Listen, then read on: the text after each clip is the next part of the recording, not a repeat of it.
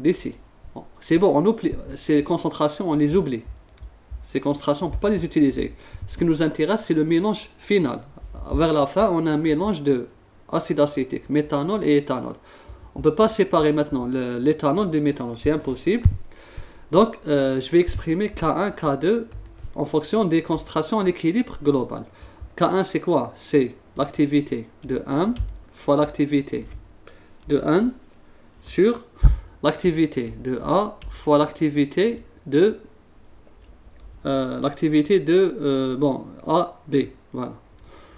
Donc, c'est ça l'activité des deux, ça. Et fois l'activité de M fois l'activité de... Bon, ici, pas de M, de O. C'est le méthanol. O, voilà. Fois l'activité de N, de H2O, sur l'activité de A fois l'activité de C. D'accord? Donc, voilà le C. Le C, c'est le méthanol et le B, c'est l'éthanol.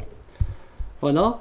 Maintenant, est égal à quoi? Donc, est égal à AM fois AN.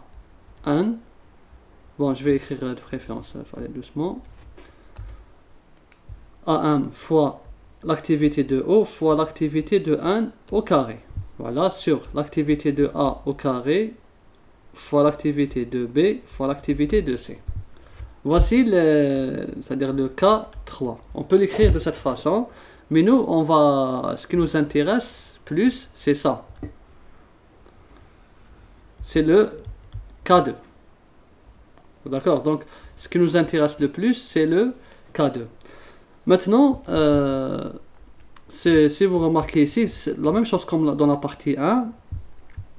La somme des coefficients stoichiométriques est égale à 0. Donc, on n'aura pas de problème. On peut remplacer par la concentration ou bien directement par le nombre de moles. Donc, je vais remplacer les activités par le nombre de moles. Puisque le volume, on a dit que c'est constant, le volume. Il est constant. Donc, l'activité va être remplacée par le NI directement. Comme je peux remplacer par la concentration. C'est juste. Vous pouvez faire la concentration. C'est aussi juste. Mais je préfère aller directement vers le NI.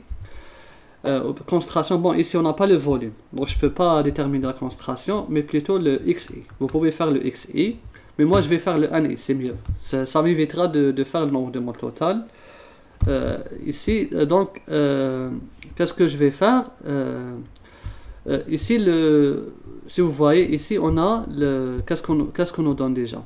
On a le K1, c'est une donnée, le K2, on ne l'a pas. Maintenant, on déduire la constante K2 du deuxième équilibre. Qu'est-ce que j'ai à l'équilibre? C'est-à-dire, je parle d'ici, d'accord? Je parle là. À l'équilibre, je vais raisonner par rapport à K1, qui est égal à 4,12. Il est égal à quoi? Il est égal au nombre de moles de M fois nombre de moles de N, d'accord, sur nombre de moles de A fois nombre de moles de B. Et donc là, j'ai remplacé directement à l'équilibre. Il est de combien nombre de moles de M? Je viens là. Le nombre de moles de M, c'est quoi? C'est plus Xi. Le voici. C'est Xi fois nombre de moles de N. C'est Xi fois plus Xi prime. Voilà. Donc, fois Xi plus Xi prime. Voilà à l'équilibre. D'accord? Donc là, je parle à l'équilibre. Sur le nombre de moles de A, qui est égal à